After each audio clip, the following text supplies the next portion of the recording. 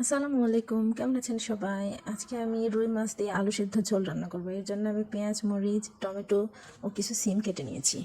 এই যে আমি রুই মাছটাকে কেটে ধুয়ে পরিষ্কার করে রেডি করে নিয়েছি।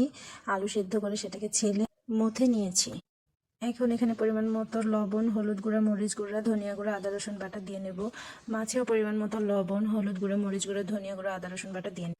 এখন একটি পাতিলে পরিমাণ মতো তেলে পেঁয়াজ মরিচটাকে একটু হালকা ভেজে নিব। পেঁয়াজের কালারটা হালকা ব্রাউন কালার হয়ে আসলে এখানে আমি ম্যারিনেট করা মাছটা ঢেলে দিব। এখন ভালোভাবে নেড়ে চেড়ে মাছের সাথে মশলাটা মিশিয়ে নেব।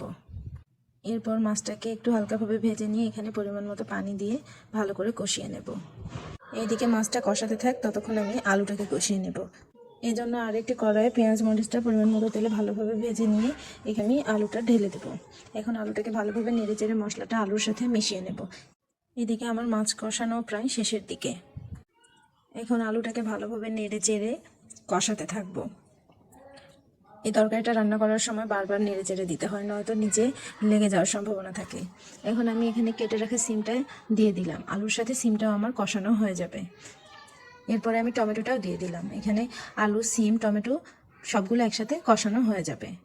এভাবে ভালোভাবে নেড়ে চেড়ে পরিমাণ মতো পানি দিয়ে কষিয়ে নিব। এভাবে ভালোভাবে নেড়ে চেড়ে কষাতে থাকবো।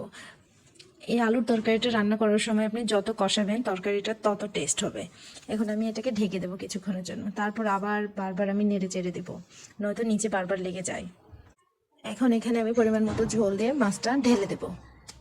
এই তো আমার তরকারি শেষের দিকে। এখন আমি এখানে কিছু ভাজা জিরে গুঁড়ো দেবো।